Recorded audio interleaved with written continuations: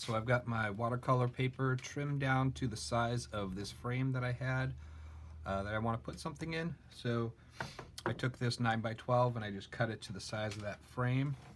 And now I'm going to tape it down to the back of this watercolor pad, and this will keep it from buckling and getting out of control as the paper gets wet.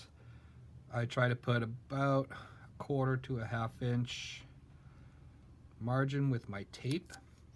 It leaves you a nice kind of a white border around your finished painting, which looks really cool. And we'll go all the way around the same size. You can measure it if you'd like. I tend to just kind of eyeball it. That one's uneven, but I usually, this is 1-inch tape, so I just kind of split it in half visually. You want to make sure that your tape is pressed down really nicely against the onto the paper, so that you don't get any paint seeping under there by accident. You can do it after. I usually run all the way around first, and then once that's on there, I will take my thumb and just kind of press the tape down nice and firmly. Now you'll want to use a masking tape. You want to avoid anything with a heavy glue like electrical tape or duct tape, because that will tear your paper when it comes off. If you're using a very expensive paper, you may even want to take your masking tape, press it against your t-shirt and pull it off. That puts a little lint on the glue and softens that, or weakens that glue a little bit, so when you pull it off, you don't tear up your paper. It's an old auto body trick. So now that I've got that, what I'm going to do, I think I'm going to do like a little Day of the Dead sugar skull with a couple of marigolds around it. Pretty simple design. I'm going to figure out my little spots here. So for this, we're just going to kind of lay in my basic shape of my skull. I like it at a nice little angle, as though it's sitting on the altar. If you've never been to a proper Day of the Dead festival parade type thing, they're really fun and really creative, looking at the altars that people have set up for their loved ones that have been lost, that they're trying to honor. You know, they make the term sugar skull comes from the fact that they make skulls out of sugar and then decorate them with different colored food dyes and stuff. So with sugar skulls, I like to use a bit of a light blue shading with them to give that kind of sugar effect, but I will use some black in it just to give it some good contrast too. And this is just really a quick one that I want to kind of throw down here, show you guys my process. So I've got my basic skull on there. Not sure if you can see this on the video, but you'll start to see stuff because I'm going to pencil this in with a black pencil. So I'm going to put one of my marigolds here. And marigolds are kind of tissuey, multi-layered flowers, so I want to just kind of hint at my layers here. I will probably just adjust those as I paint it in. Tuck another little one back in here. Another one down in here. I like things in groups of 3s, so put a couple of marigolds in there. When I was in Albuquerque, my car club used to participate in the Day of the Dead parade, and the day before, sometimes a couple days before, we'd sit around and just make tons and tons of tissue paper, marigolds to decorate our vehicles with, and throw out bags of candy to the kids, and it was good fun.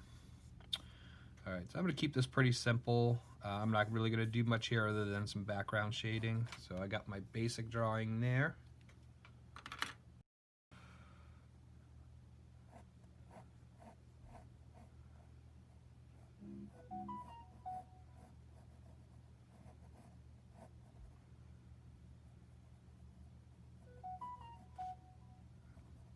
Of course, my phone's been silent all morning, and now that I'm filming, it decides to blow up like crazy.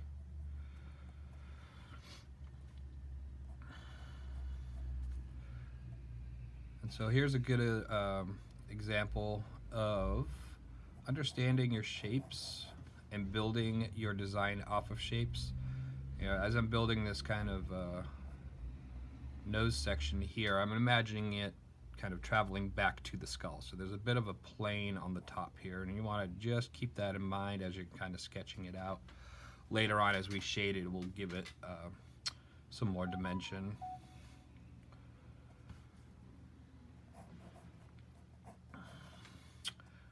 And with skulls, with anything that's got a face, I like to try to give it some emotion.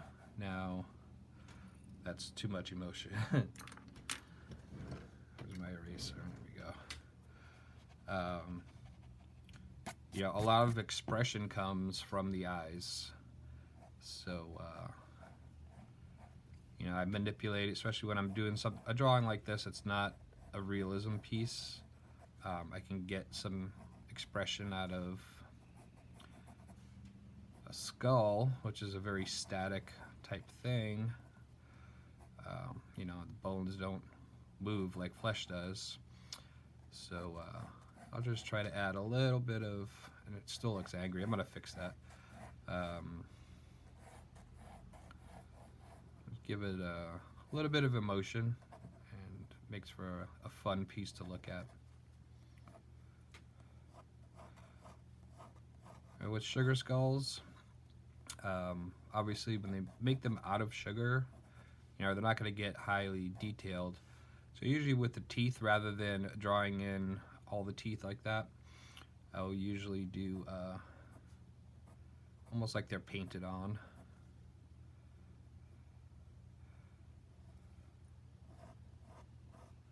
We'll do that with some color later, but they're usually very kind of big, uniform teeth. I'll get a little to mention here. I really hate those eyes. Let's get those off of there. And this is why it's good to sketch. If I started just painting those eyes, I would have been stuck with them because I didn't do a sketch first. So that, bring this up.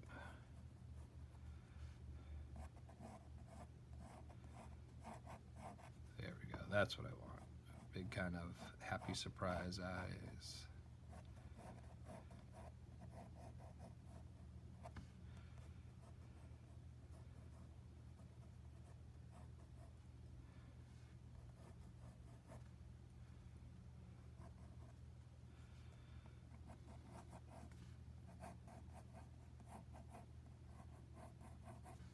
Yeah, I like that way better.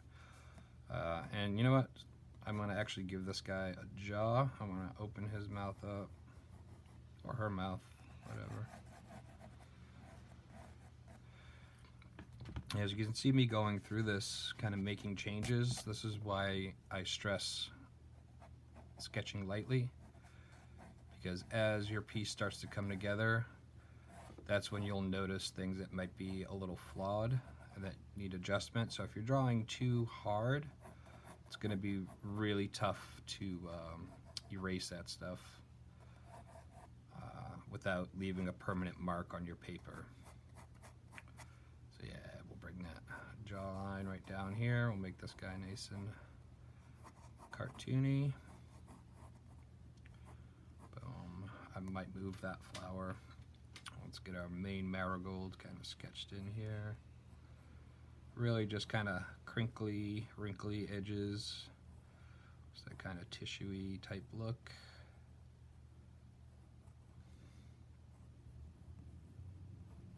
And you can go really crazy with these and add little flips where the petal kind of curls in, and then you'll see the back side of the petal. I'm going to keep this one a little simple.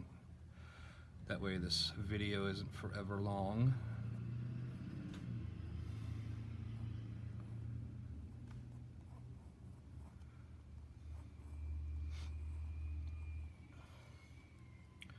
Yeah, we're gonna bring this jaw in, give it a little bit of a protrusion, send that back, jaw comes around this way. We're gonna give it almost a puppet type hinge right around there. Throw another marigold up here.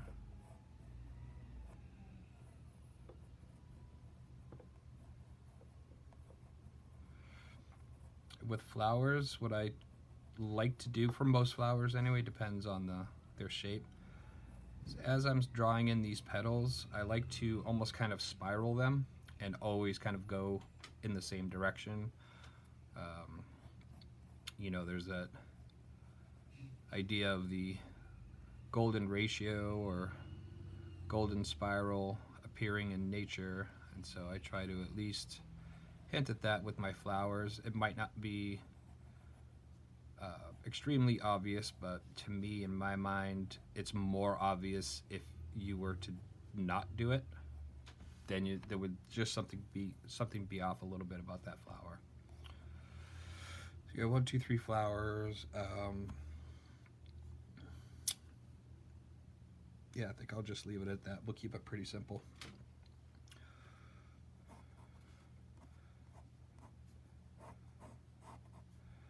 Now this skull is going to be decorated. It'll have little swirlies and stuff. I'm not going to sketch that in just yet. I want to kind of see where this guy goes. Maybe a little center line here. Great. Let's bring this line almost like face paint right around to there. That was a little overboard. A little too much.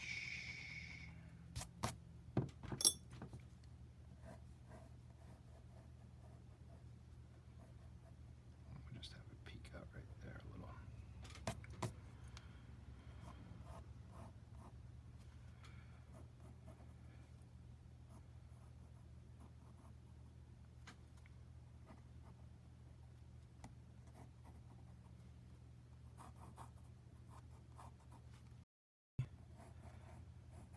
Take this, create a more prominent brow.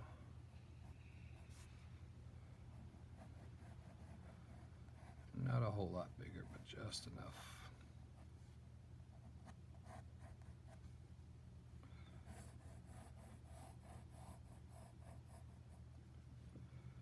That's much better. All right, and I think with this one, I'm going to start with just some background shading. And that way that's there, and I can kind of paint over and not have to worry about going back in later to put in a background and running that into my painting. So with watercolor, water is going to be your solvent. I'll put a little bit in here for mixing and thinning. And this cup, this is going to be, sorry, I don't know if that was off camera. This cup is going to be my clean water. This is water I'm only going to dip in to wet my watercolor paper, and only when my brush is clean. I don't want to put a dirty brush in there and start tinting that. It will probably get a little bit of tinting because I'm not going to go to the sink and fully clean out my brushes.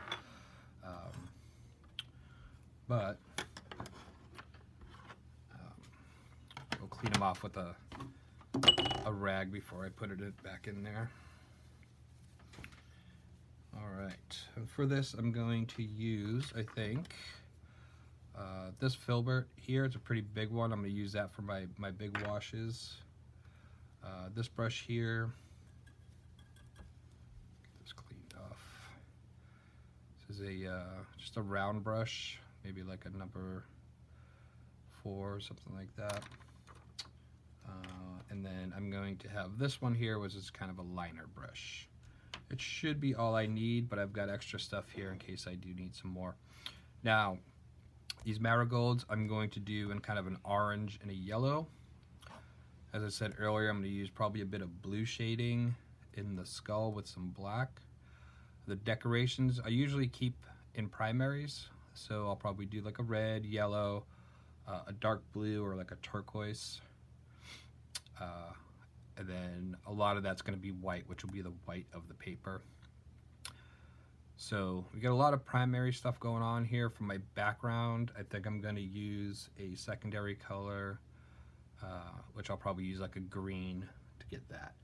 And I'm going to really thin it out. I don't want that background to be super, super dark. So for this, I'm going to use this Viridian Green from Hydrus. I have a sap green over here as well, but for some reason, I love the actual color, but for some reason, that one doesn't spread quite as well. I'm not sure if it uses extra dry pigment in it or what, but this Viridian Green is going to be a nice color. So when I do a watercolor, and also keep in mind this will have an outline at the end, I don't outline first. To me, that's not really painting. That's more like a colored in drawing. You might as well just be using a coloring book at that point. I like this way of doing it because I'm able to adjust things more, and then that final outline is when I create all my final edges. So this gives you a little more freedom. So we want to take some clean water, and basically I'm gonna wet just the areas that I want to paint right now, which is gonna be my background. And I don't want to go right up to the edge of my sketch for this part. Actually, before I do that, let me get some of this red pencil out of here.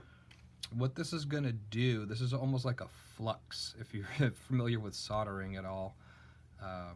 Wherever the paper is wet, when you finally drop your pigment down into this dry area, this water is going to grab that color and draw it out, and you'll get a thin wash of that color. So watercolor is very easy to cover big areas very quickly without a lot of brush strokes. Let the water do the work for you. So for right now, I think I'm just going to be concerned with that side.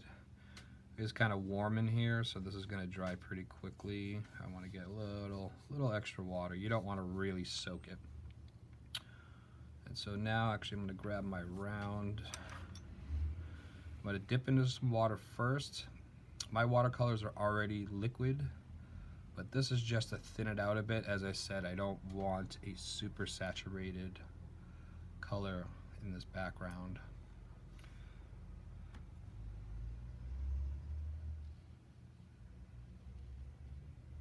You can see that starting to kind of pull it out.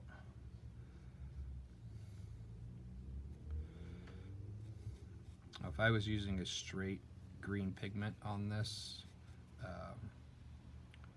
without watering it down first, it would probably spread a lot quicker as well.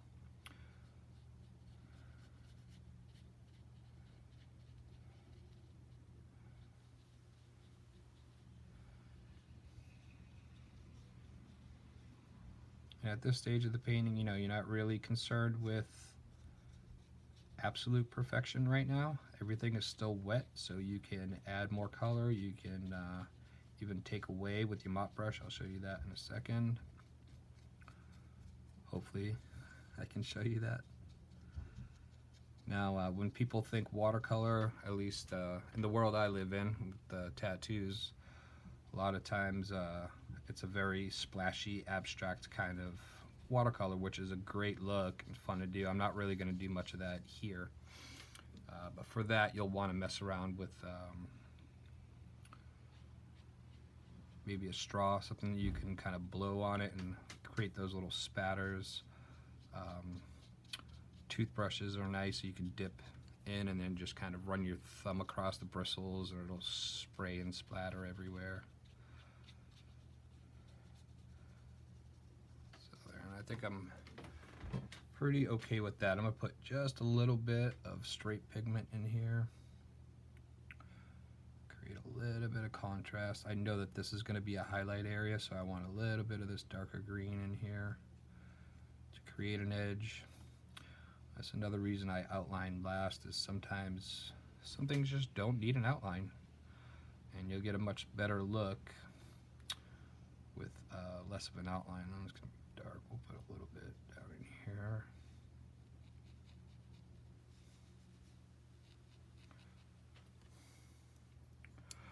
I'm taking just some clean water, drop it right here.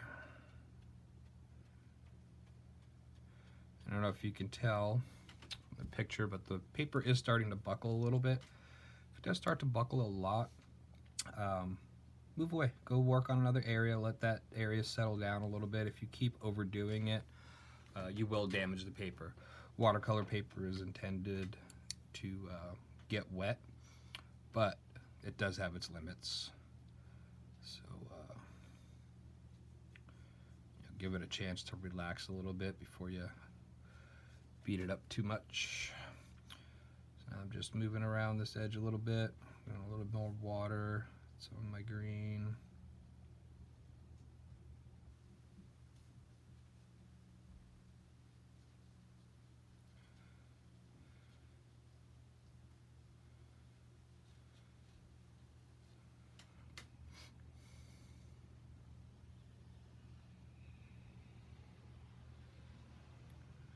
Use this green here to create almost a shadow underneath. A little contrast here. And now later, when this is done, if I need more of a shadow, I can always add some black into these areas. But again, I want to keep this background a little soft. Try to draw some of this out. Oh, actually, I'm going to show you something here where this is all wet right here. I could take a clean brush and kind of come from the lighter side and push towards. You can actually take paint away. Sometimes we go a little too crazy with it, and we want to get some of that back. You can do that while it's still wet. Dry brush works a little bit better. Basically, it's just going to kind of sponge up the water, and it's going to pull some of that pigment with it. Take a little bit of clean water. There. I'm going to leave this corner for now. I may do a couple of little green splashes in there, and I'll wait till later. See if it wants that. And turn this a bit.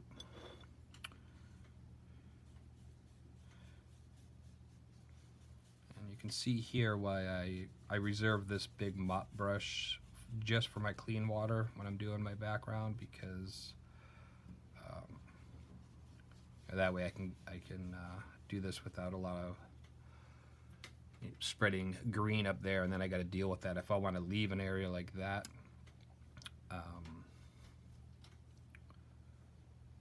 Best to have a clean brush so you don't corner yourself.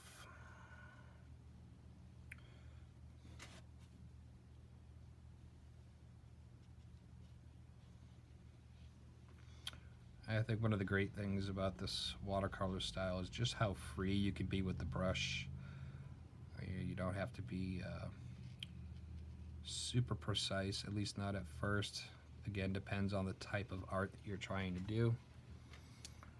I'll take some clean water here. Pull some of this out and around.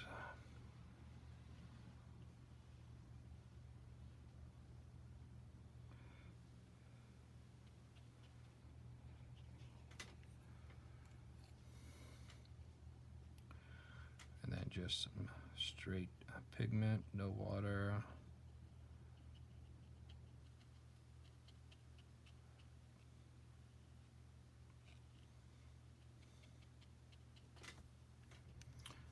One of the things you'll have to get used to with watercolors is when you paint an area like this, it looks a certain way. Once this water evaporates and just the pigment's left behind, it is going to change how it looks. It'll change its vibrancy a little bit. You may have to go back into it. So don't be surprised if once things dry, there's areas that look like they might need a little resaturation. Alright, now I'm ready to start my skull.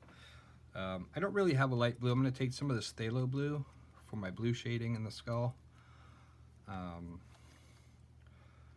Use a a little bit of that and really thin it out, and rather than adding white, this will still give us that light blue, but the way I see it, it's gonna have more of a blueness to it. If we put some white into that phthalo blue, it's gonna become almost a grayish blue. I don't want that. So we're just gonna add some water to it. Whole bunch of water. It's mostly water, just a little bit of that phthalo blue, maybe 3 or 4 drops. And do a little test area. So I'm gonna, I think I'll pick the forehead.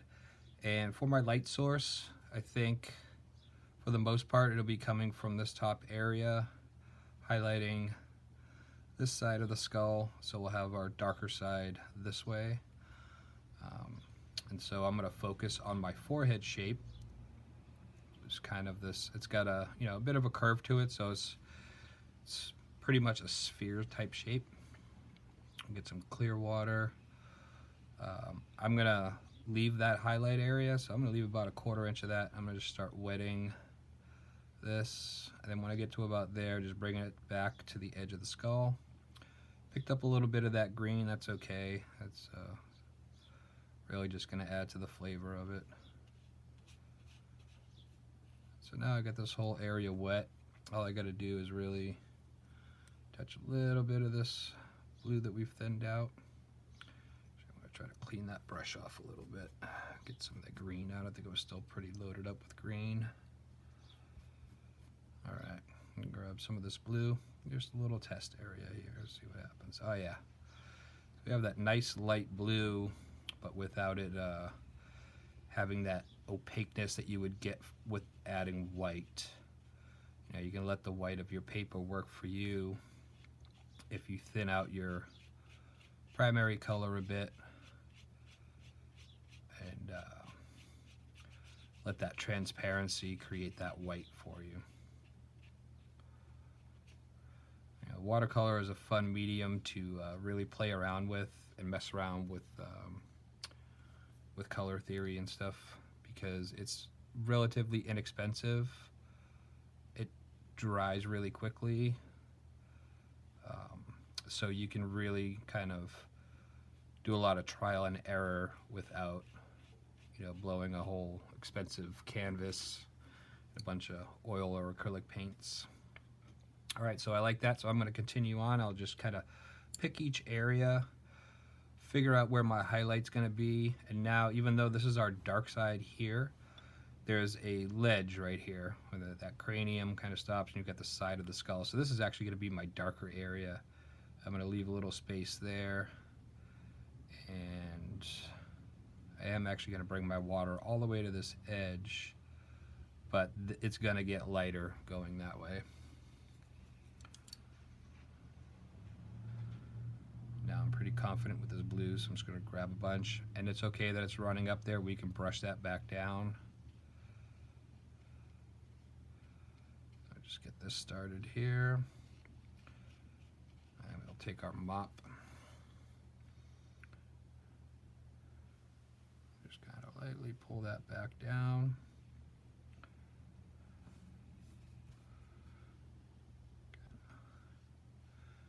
Clean up this edge a little, and I want to run it into back up towards my darkest area.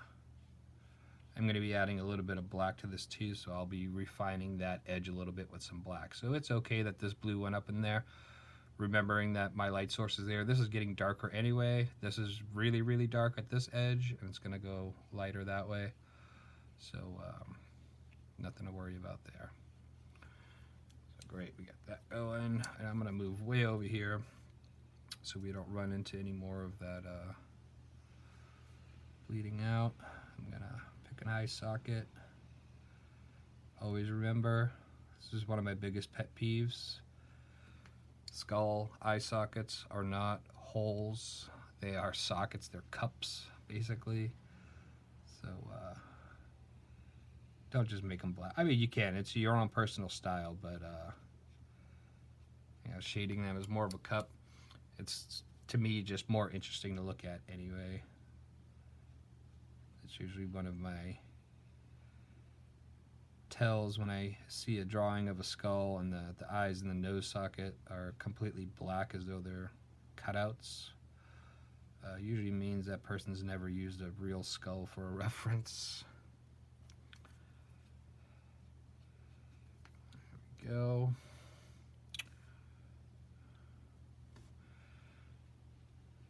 Now you can see I've got a bit of a lighter area there. Technically that light coming down, this down here should be lighter too. I'm going to really emphasize that here with this one. So another habit that I see,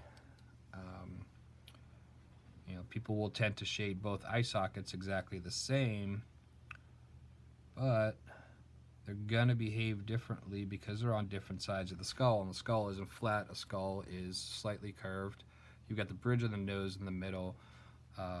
You know, your light source is hitting mainly that side, so the shading between these two is going to be different. Bring that down about here, and again we'll be using some black, and we'll redefine these eye sockets a bit later on. Right now we're just creating our basic shape to everything. One of the things I love with the eye sockets, and especially, you know, this goes back to not shading them as just black holes, is there's a little hole inside of that cup where the optic nerve comes through and connects to the eye. That is also a great thing to create expression, because people will see that almost as a pupil to the eye. So depending on how you've angled your skull, you can use those holes that are really there as another element for creating emotion. I put a little blue in my clean water, but that's all right.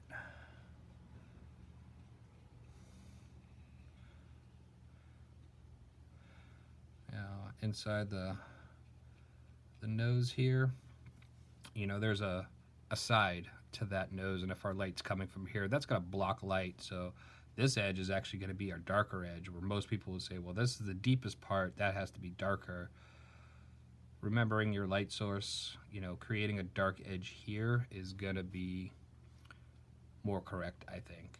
It will get darker in there, but there's also a divider, your septum, in between here. These are things to consider when you're drawing, that you know, what is the shape I'm dealing with? Don't think of it as, you know, well, every skull I've ever seen, that part is black. Well, they may have made a mistake, and now you're just duplicating that mistake. So think for yourself. Think of how light is affecting your subject, the thing that you're drawing, and you'll end up with a much better drawing, I think. I'm probably doing too much blue here, because that black is going to help us out later. But anyway, create that. And then up inside here would be a bit darker as well. We're dealing with a cartoony sugar skull. It doesn't have to be photorealistic. Alright, moving on. My clean mop here. It's not a mop, it's a filbert, whatever. The thing I love about haters is they do get in my head, but in a good way. As I'm working, I pretend that they're right there, criticizing everything that I do. So it makes me rethink everything that I'm doing, which is great. So thanks, haters. Love it. Thanks for making me a better artist every day without even trying. So here's me taking away some of this pigment, and I'm just taking a relatively dry, clean brush and just kind of mopping up that water out of there. We could pull this right up through here a little.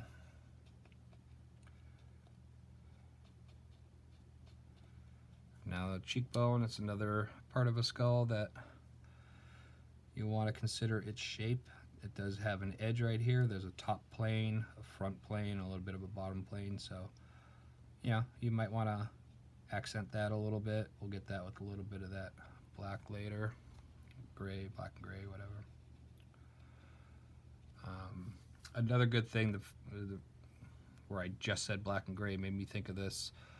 I do this in oil paintings a lot, as you may have seen in my other videos, but you could do it with watercolor too. You could do this whole thing in light gray values, you know, kind of building it up, build up your shapes with that, and then let that dry, and then run some color over that. It gives you a really cool look.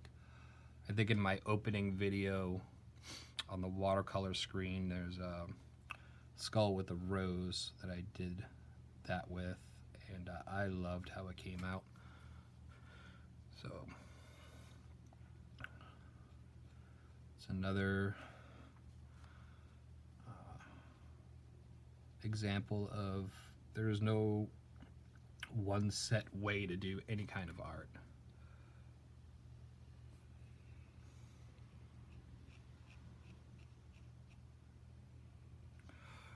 I had done some fantasy art with watercolor, which was a lot of fun because going around and building up textures and in tree limbs and creating the bark, the twists and stuff on trees was a lot of fun. Just taking a watered down black, taking a thin brush and really just kind of sculpting all that stuff out was a lot of fun. Maybe I'll do a little video on that, on creating some textures with watercolors. Really has been a long time since I've done a watercolor.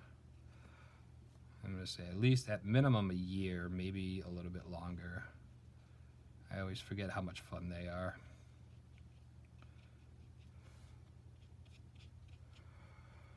Alright, I'm getting some good shape here. Now there's another edge here, this cheekbone, right here. I'm going to make this definitely my darker value and start curling that back in. So no water on that. I'm going to take just our watered down blue. Come in from here. Create these outer edges of the flower. Grab some more. Again, that black will help us darken this area down. This is just what's called our local color. This is the main color that runs underneath everything.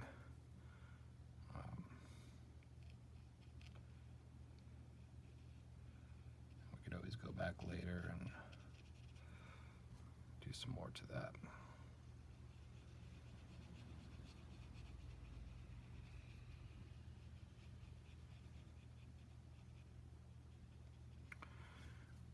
Alright, really happy with the color of blue that we're getting here. Clean water. We're going to coat the inside of the mouth here. Now I'm just doing a little bit from the front edge of the inside of the mouth to about the middle of it. This is going to be our darker areas down in here, so we don't really need to water that down. You can really see how the water pulls that pigment through on that one.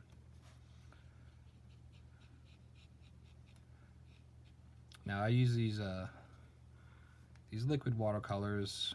They're a lot of fun. They're fast for me. But you can also try the watercolors that come in the tubes. Honestly, if you're first trying and you're not sure if you're gonna like it, you can get some really cheap watercolor paints at the dollar store or Walmart, just to mess around with a little bit. If you feel like you are really starting to like it, I do recommend going and getting a good quality watercolor paint. You'll have much more fun because they will lay out much smoother and nicer for you, plus they'll last longer. If you do go into doing watercolor paints and you sell your work, or you want to just hang it in your own home, if it's in direct sunlight, it'll be very soon when sunlight will start to desaturate your colors and will start fading out your painting really fast. So a good quality paint will keep that from happening. You'll also want to get a clear spray that you can spray over it that has a UV protectant, and that's going to help protect your colors from being bleached out by the sun. There's a term for it that I don't know right now, but I'm sure I'll research it before I post this and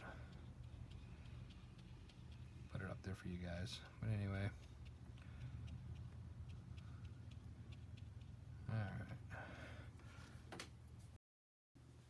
all right, moving on to the flowers. And as I said, we're going to do an orange. I've got what's called a chrome yellow from Hydrus. It's orange. It's another one of my pet peeves. People call orange yellow. I mean, look at that. That's almost a 50-50 mix of yellow and red. How can you call that yellow? It's orange. So, don't worry. Someday I'll tell you how I really feel.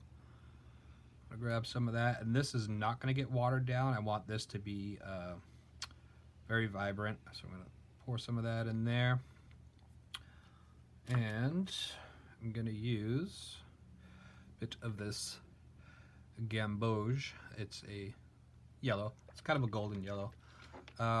Actually, you know what? Let me change my mind right here.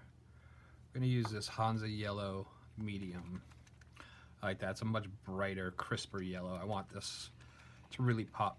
You know, the great thing about Day of the Dead art is, you know, some people don't quite understand it. They think it's a scary thing. It's skulls and skeletons. No, it's bright. It's happy. There's lots of food and music and dancing. It's a very happy celebration. So lots of bright colors, you know, make it happy. You're honoring. You're honoring your ancestors and people that have passed. You're not trying to be sad about them. You're trying to bring them a little happiness from the living world. So I always try to keep that in mind for cultural properness. All right, so for this one, I'm pretty much just going to be using the small round, and we're going to get just a little bit of water in a few of these petals. I don't want to use a whole lot of water. We want to just kind of prime the paper a little bit to suck in some of this color. I'll grab some of this orange and see, yeah, it's almost too much water, so I might even let those dry and then go back in with just some straight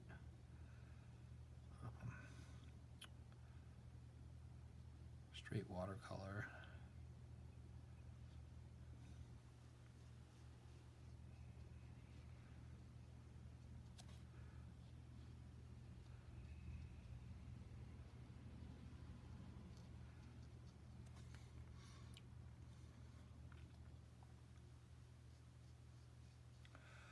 And I said it before, the great thing with these marigolds is they are very kind of wrinkly and crinkly, tissuey kind of flowers. So, you know, you can be loose with your brush. You know, kind of staying within that sketch of each petal, but letting that brush kind of do what it wants and not worrying about the color being perfectly smooth throughout. Is going to give it a little bit of a texture. We can add more texture to it later. You'll notice that I'm leaving highlights along the edges of these petals. That's where that yellow, that bright yellow is going to go, the Hansa yellow. So we want to just leave that area open for now.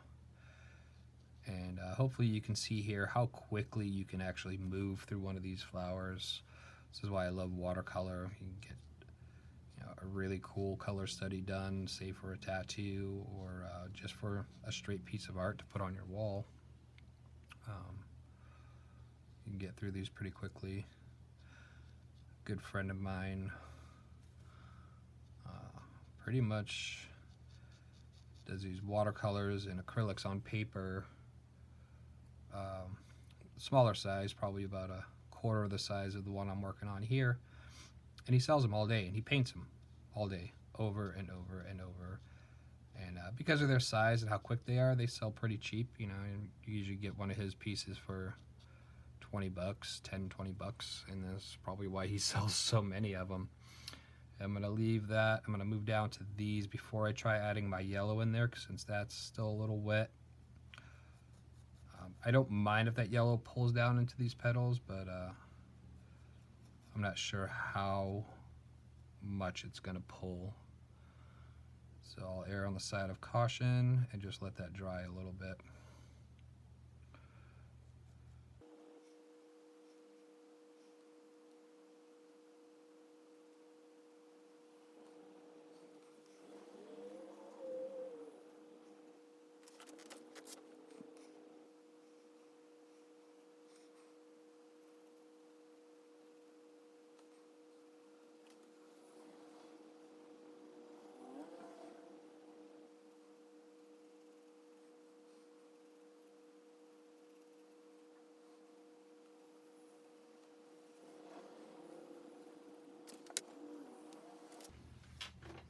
All right, we got our orange in there.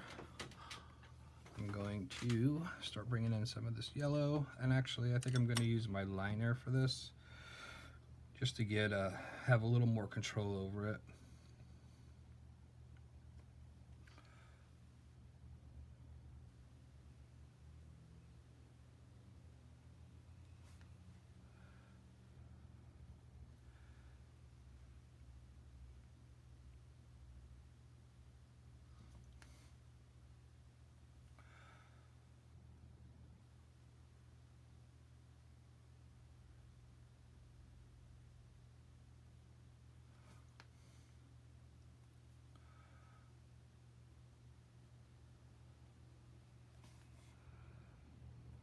With this yellow, you can really start to see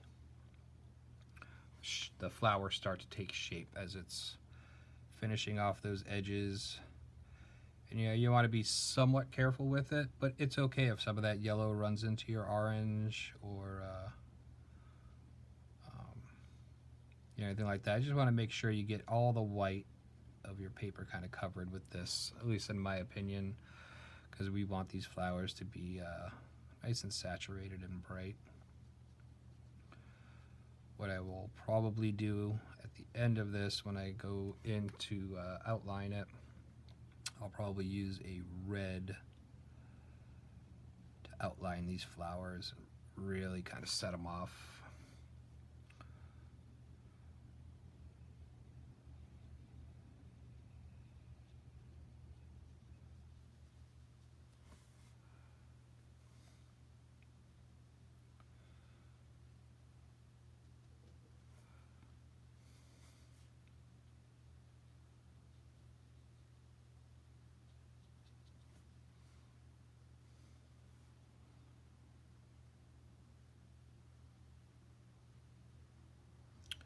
So this orange down here isn't quite fully dry yet. We'll leave that alone for a minute.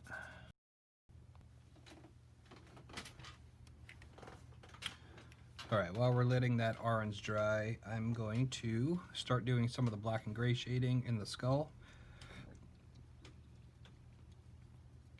For that, I'm going to use this carbon black watercolor. Want to make sure that you're not using your India ink. This is for outlining and filling in solid areas of black. Doesn't thin very well. It will thin with water, but this is going to be much nicer.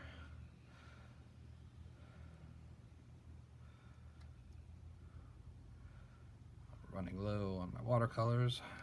Buy some more soon. All right, now for control's sake, I am going to just use my my small round here. Take a little bit of clear water. Now for this, I will typically start with my most obvious black areas, and then where I'm left-handed, I want to kind of try to start on the other side. I know this orange is wet. I've already picked some up and smushed it in here. So just want to try to be a little more careful of that. So light source this way. This is a ledge underneath here, so that's going to be black, definitely on that edge, down into here, and it's most of this area is going to be lighter. So I really just want to get some black up and around here. That little hole that's for the optic nerve is going to be right around this area. I want to take Gosh, see what happens when you don't clean your brushes all the way? You get yellow in your eye socket.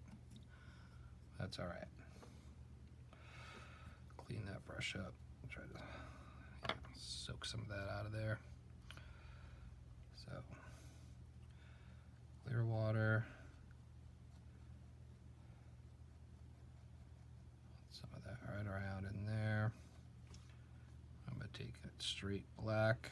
I'm going to hit just the blackest areas and let that water pull some of this. Don't be scared when you see that black get pulled like that. Once that dries, that won't be solid black. I'm going to smooth this out a little bit, but let's say you left that, that's going to come out more like a gray. A little bit of spillover.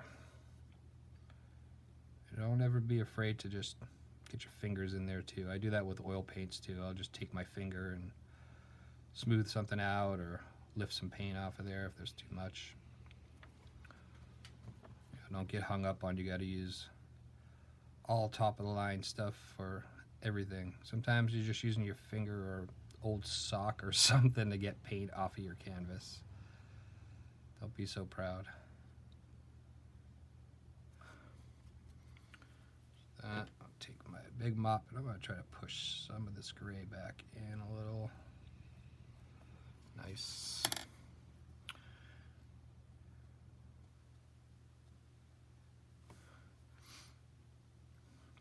And what I can see from here, I'm not sure if you can see it on the camera, but the paper is starting to wear a little bit in this area, so I want to be very careful not to overdo it.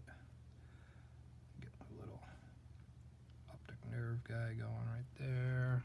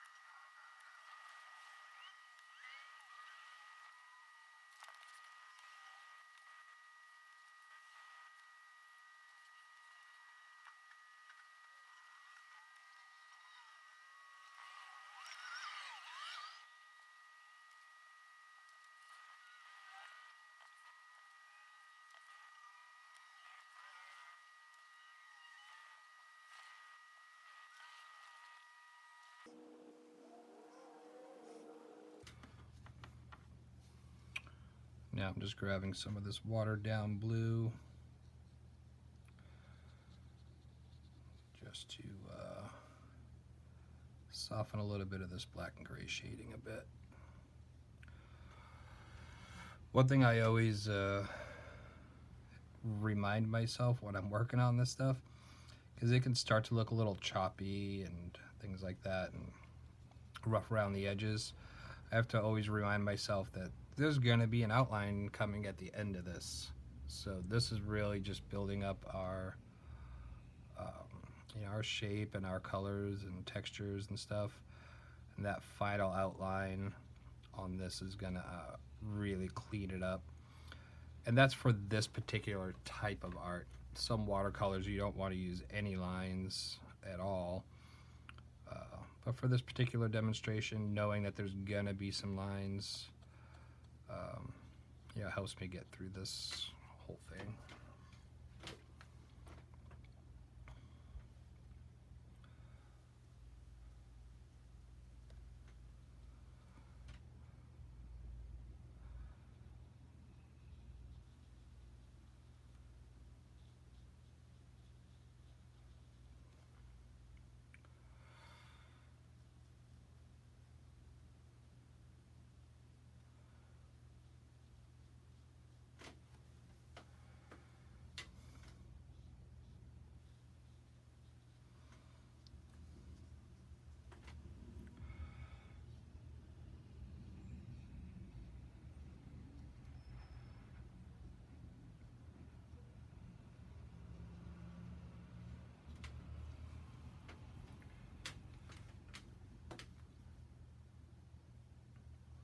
Alright, I'm going to call that skull done, at least with its main shading. Once that dries, we'll lay in all of our decoration stuff over it. So I'm going to go back to this yellow here. Grab my liner brush.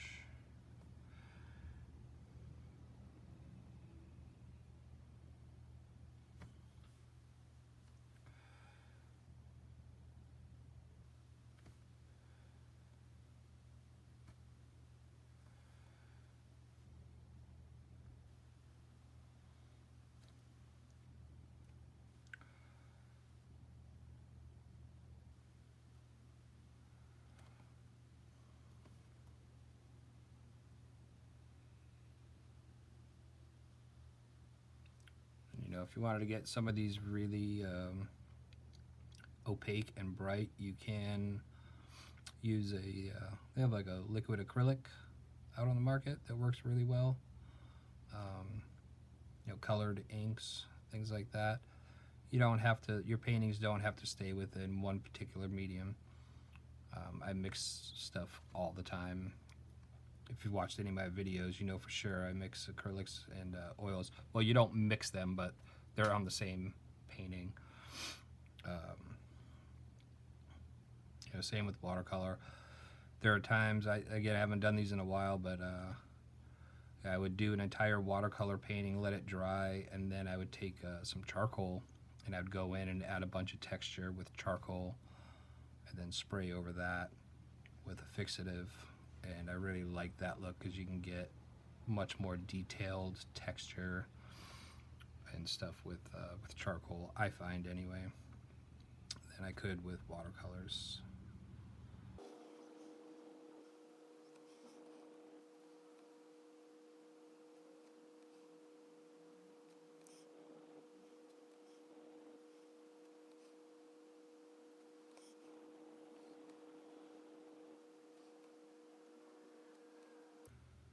And again, this yellow, this is just straight out of the bottle, no water mixed in.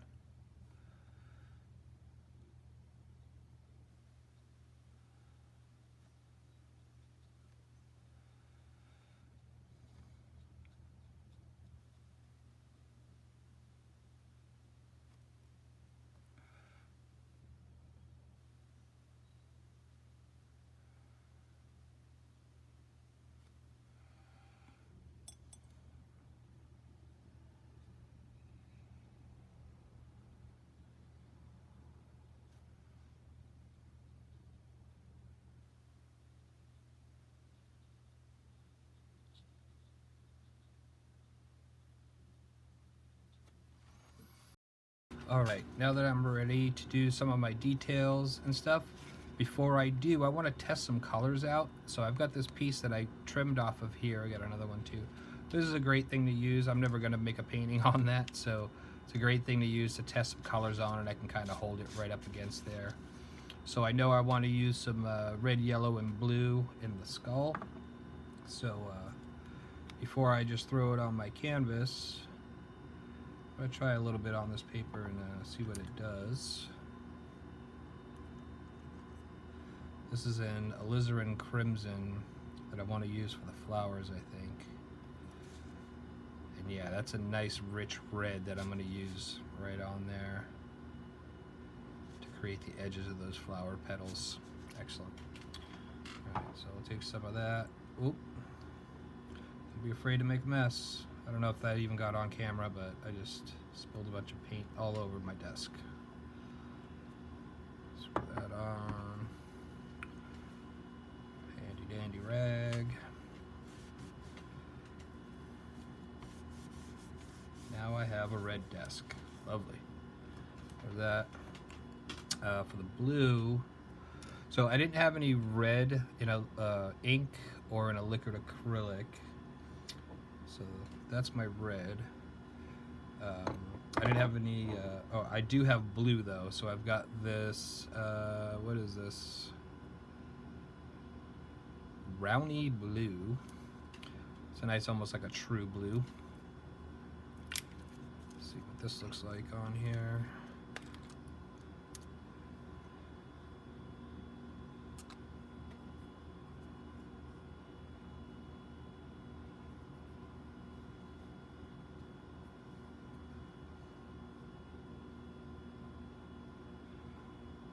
pretty dark, almost black.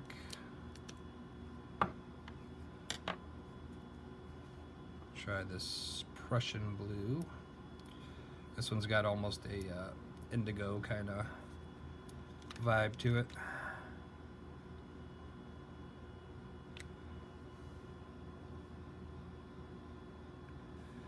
A little bit brighter. I think that's the guy I'm going to use. Could just be that, yeah, but it is definitely a little bit brighter, so that's the blue. I'm going to use this Prussian blue. Set that guy over there. And for the yellow, I'm going to just use that same Hansa yellow that I used in the flowers. The very last thing that I'll do is the black outlines.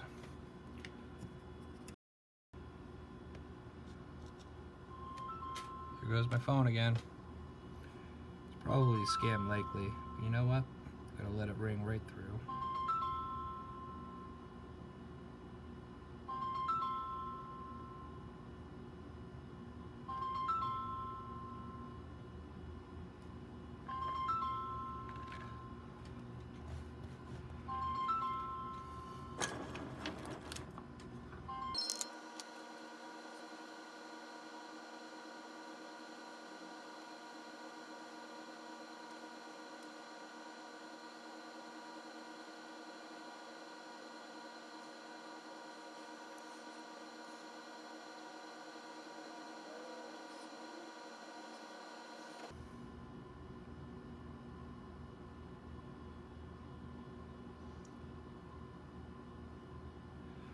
The thing I love about this the Day of the Dead art is it is folk art, so it's not that super refined New York, LA gallery fine art piece.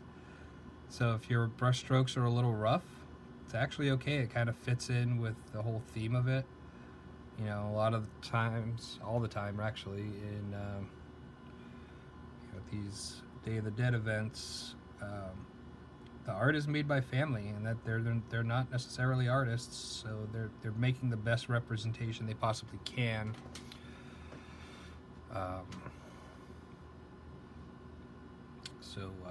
Yeah, it doesn't have to be absolutely perfect. A little bit of roughness is good.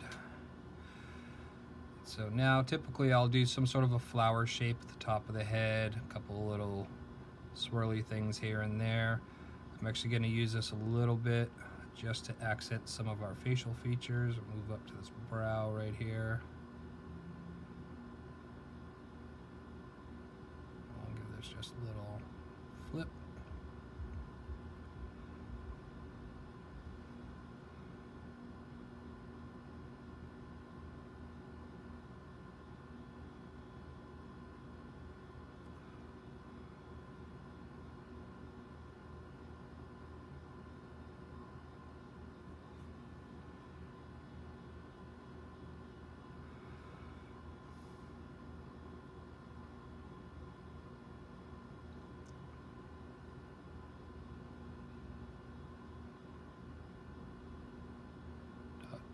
Dot, dot, dot, dot.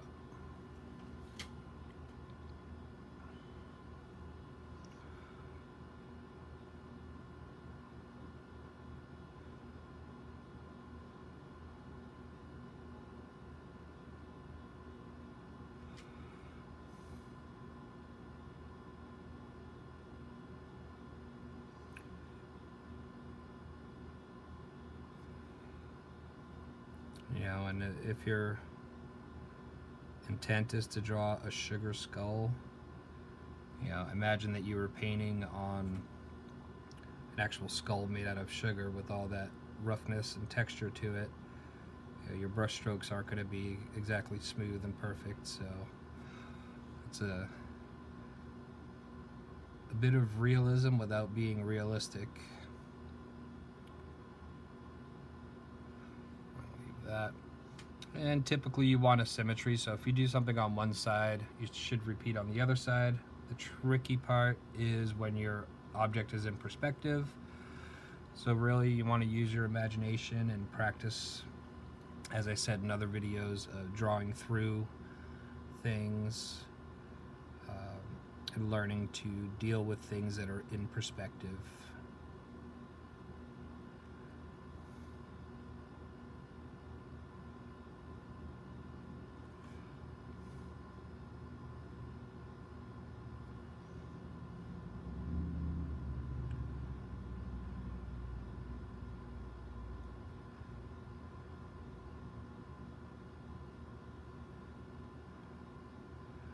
Right about now is the time that I panic that I haven't hit the record button, so I'm going to check that here in a second.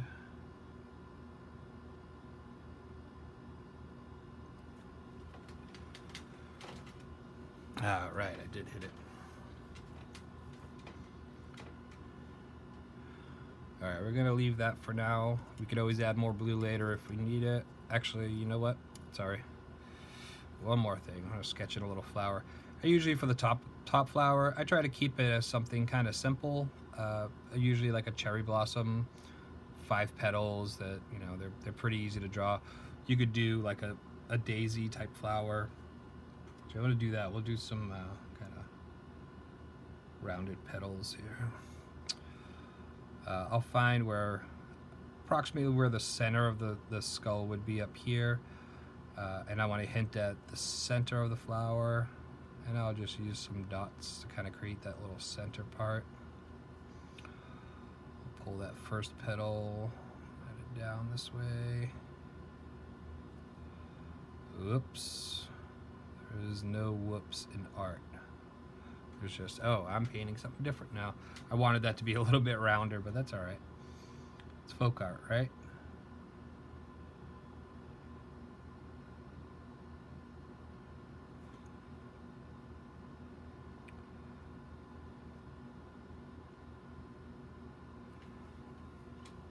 Just like that. We'll put another one here on the chin.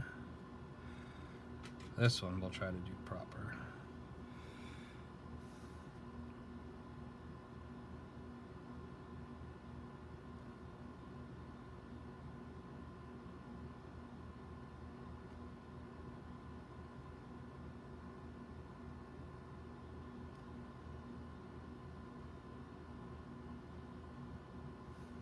Nailed it. Alright, we'll get rid of our blue for now. Jump into some red. What did I say? Alizarin crimson. I put some out over here already. And you don't have to stick with just primary colors. You can put some oranges, greens, whatever you want in there.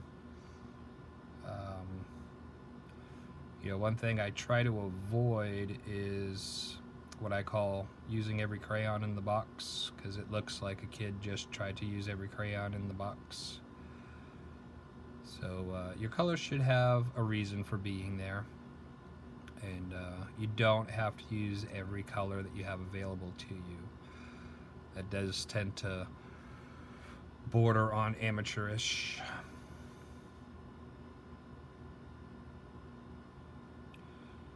I'll do a video on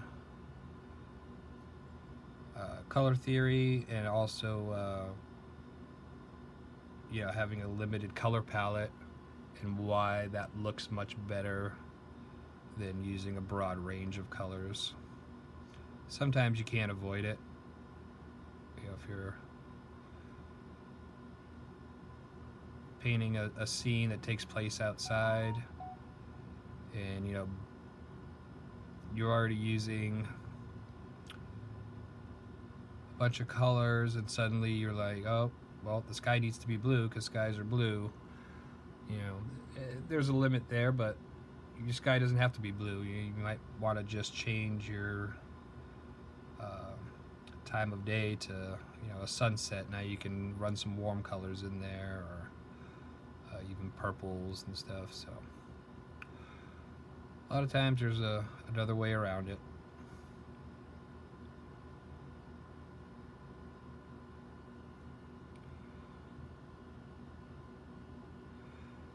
At this point now, I'm really just accenting some of the parts of the face, the skull. You know, one of the things that I see done that I don't really like a lot is people tend to do too much decoration on the skulls. If you again go to an actual Day of the Dead festival and really look at the art, you know, it's kept pretty simple. And you know, once you do too much, then it takes away from the overall design. It's too busy, too cluttered. Once there's too many things, people see nothing rather than seeing what you want them to see. I think I'm gonna paint that area. Let me do that. Where's my other brush? There it is.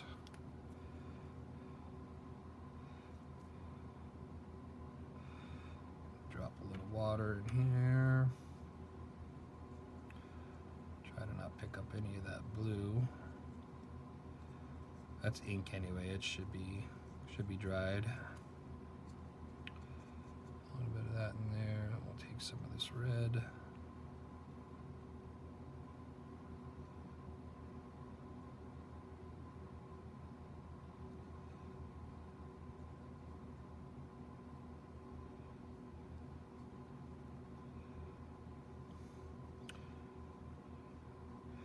I had a much better red that I would have used for this, but it has been a long time since I've watercolor painted, and that red actually dried out on me, but that's alright. It's fun to experiment with different colors, stuff you might not have used. Sometimes you find it's actually a better choice. And it adds a little variety to your art. If you get caught up using the same colors all the time, all your art starts to kind of look the same. So it's good to get out of your box, your comfortable box, and you know, use some colors you may never have used before.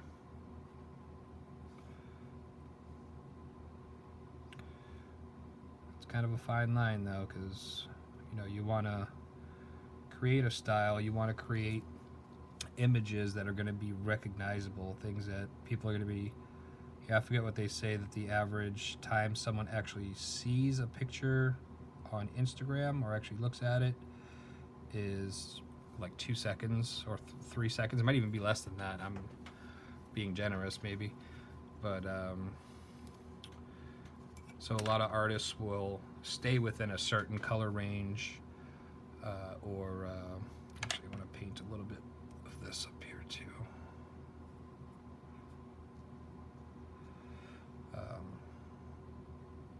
But yeah, I mean, mess around with it, find your style. Don't get stuck in too many habits. Always try to expand what you do. And especially if you run across frustration in your art where you're feeling uncreative, or that you're not really advancing, shift gears.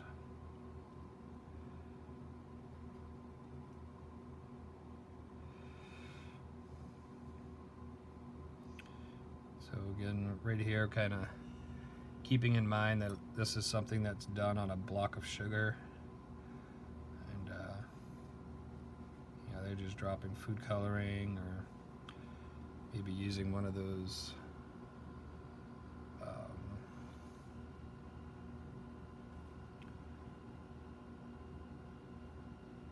little baker's tools that they use to decorate cakes. So you're not going to get a lot of high detail. Boom. Maybe get a little bit of yellow on the cheeks, and then we're done with that. What are we going to do? Let's just do some, actually that should be red. Just do a few little dots here.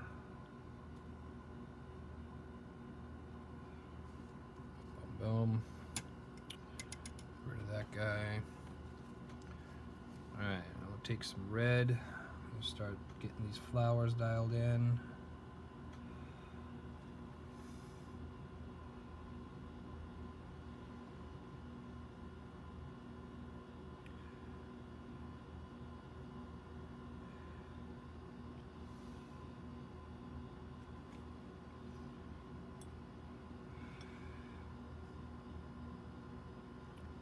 I think here you're probably seeing it now. This is a great example of how, you know, not worrying about your paint being absolutely precise, just knowing that you're going to have that outline to, you know, give you that precision later if you choose to do an outline. It really depends on your aesthetic. If you want something a little bit looser looking,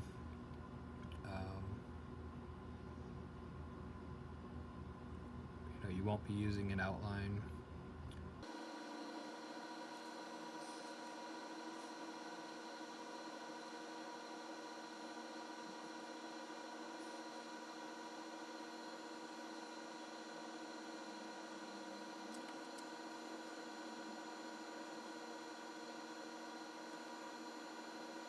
Now this was an example of kind of a looser, sketchy, kind of quick painting. I used to do watercolor show posters for the Gilded Cage, a burlesque troupe in Albuquerque. And for those, it was a lot more detailed and planned out before I even painted. So I would do, well, first I would do a basic concept sketch on a sketch pad. Once I had my overall layout figured out, then I would do a highly detailed drawing on my watercolor paper, paint the whole thing, and then outline it afterwards. Those would take me sometimes, you know, a couple of days to do because there was so much detail. A lot of times there were it was custom lettering, lots of borders that had ornate type things on it, and you know, those are fun to do as well. So this is more of an example of how you can get a relatively quick painting done that people are gonna like and perhaps want to buy from you. You know, where you could push your paintings as far as you want to go. With this, let's say with these flowers, you know, I'm just kind of hitting the edges of these petals, but I could go in and add lots of little shadows, veining, actual wrinkles into these flower petals. It's just going to take you a lot longer to do, and which is fine. You know, art doesn't have, you know, a set speed. You know, it takes as long as it takes to get the details to where you want them. But again, there's a fine line there as well. You know, some paintings do take a long time, but if something's taking you months and months to do and it's this size, you probably just need to finish that and move on. You know, spending that much time just on one piece of art, you're cheating yourself from learning from it. So you want that efficiency to where, you know, you can get a painting done in a reasonable, or a drawing in a reasonable amount of time, but then the end result reflects that. You know, when, let's say something does take you 4 months to do, but the end result is mind-blowing, that people can't believe that it's actually a painting, that it looks like a photograph, or it's something from another world, you know. If it's just like, oh, that's really good, and in their mind, like, yeah, I've seen better, I've seen worse, that doesn't really justify 4 months of your time doing that. Something I heard recently that, you know, I knew this before, but I never really put it into practice, was, you know, a painting can just be finished and not perfect. So I got perfection out of my mind and said, let me just finish this and see what I've got from it. And then and that actually propelled me, knowing that I wasn't going to spend 3 months on this painting. I was only going to spend a few days on it. That kind of pushed me to paint better so that I wasn't wasting my time. All right, so finally it's time for some black. It looks like we're just going to have some black around the outside of the skull, maybe a little bit on the inside. For that, I'm going to dry off my liner brush here. We don't want any water mixing in with that ink. We want that ink to be nice and black. I'm going to move these things out of my way.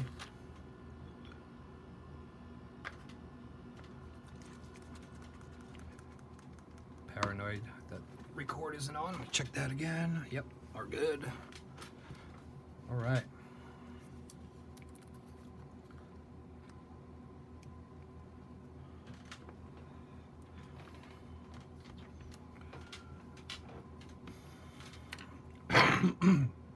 For your inks, you want a good waterproof India ink. It's not Indian ink, it's India ink.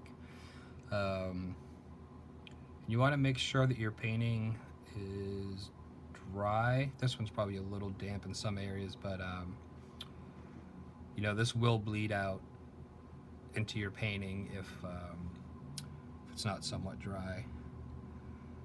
So I'm going to start with a medium-sized line. I'm going to take it all the way around, and I'm going to go back, and some of these areas are going to get a slightly thicker line.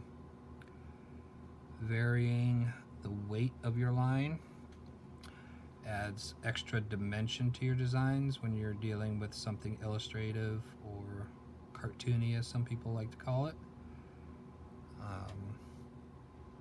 It's a tool that's used a lot in cartooning and comics, animation.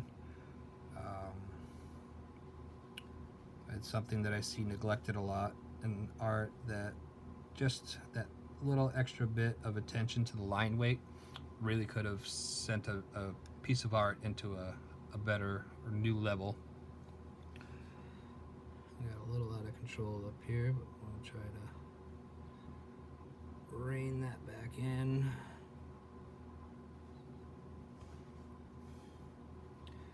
Been a long time since I've outlined with a brush too, so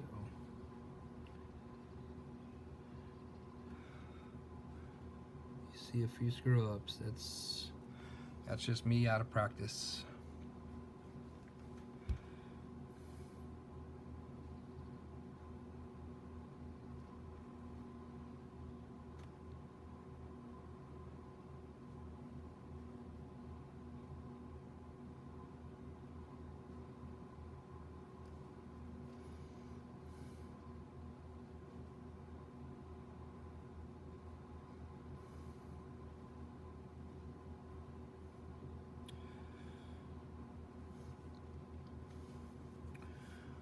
Now a bit on line weight and when and how to use it.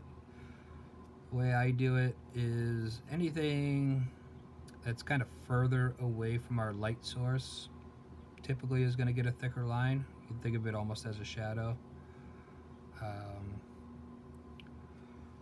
If there are multiple subjects in your painting, things that are, and this isn't a hard fast rule, you can adjust these rules, but things that are further away, let's say something is behind another thing, that will probably get a thicker line.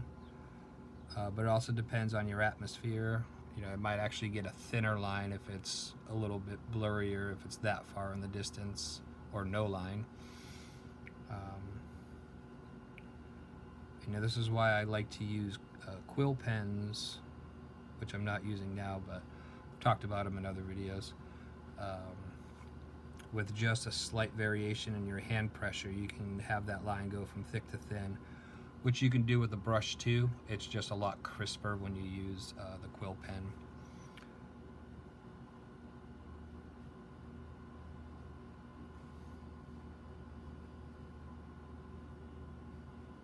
Now, depending on what you're drawing to, Some people will take a really thick line and go all the way just around the outside of something. That's a cool look too, but it's definitely, that's like 100% cartoon looking. Yeah, with the varying line weights, now you get more towards illustration, which is a little bit further away from cartooning. So now I got like the outside kind of covered. I'm really just kind of accenting some of the shapes here.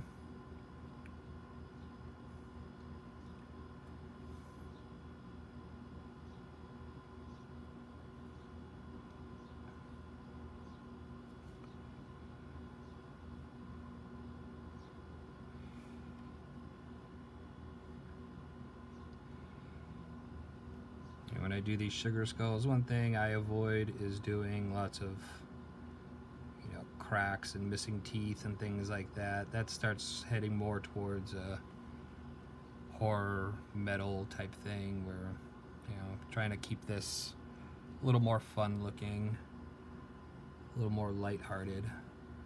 So try to stay away from the smoke shop skull ashtray look.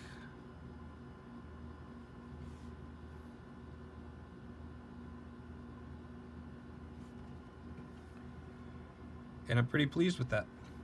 So, you know, in less than an hour, I haven't really been keeping too much track of the time, but yeah, got a pretty decent painting going with some watercolors, really inexpensive. The great thing about keeping things inexpensive, even though I'm using a good quality watercolor, is I can sell this pretty cheaply, so it's more likely to sell than, you know, an oil painting that cost me much more to make. I have to price that a bit higher, a lot higher. So these are great if you want to produce a lot of art and then have multiple things for sale to build an inventory. Watercolor is a great way to start, and they will sell quickly. Finally, something I've only recently started doing is actually signing these things.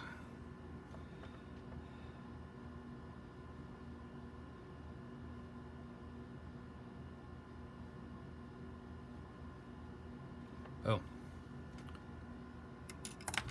Oh. No, we're not done.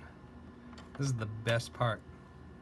Now that that's there, this is the most satisfying part right here. Now we get to remove our tape. We get to see this with our nice clean border. Hopefully it's clean. Nothing bled through.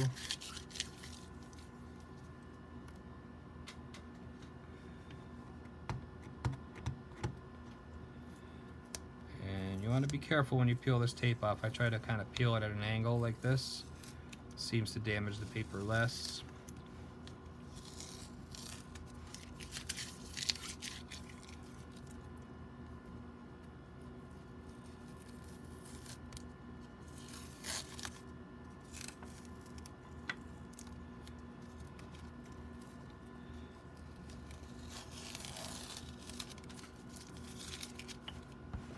There you go. Once it's fully dry, you can spray it with a clear to lock that in and protect those colors. Stick it in a frame under glass. Usually is best with watercolors. Again, it's more protection, but it makes those colors a bit more vibrant too than if you were to leave it just exposed like this. Plus, this paper over time will buckle. You know, if people use you know, air conditioning, the heat, and just the humidity in houses will change, and that will buckle the paper. So being under a piece of glass will keep it nice and flat for a long time.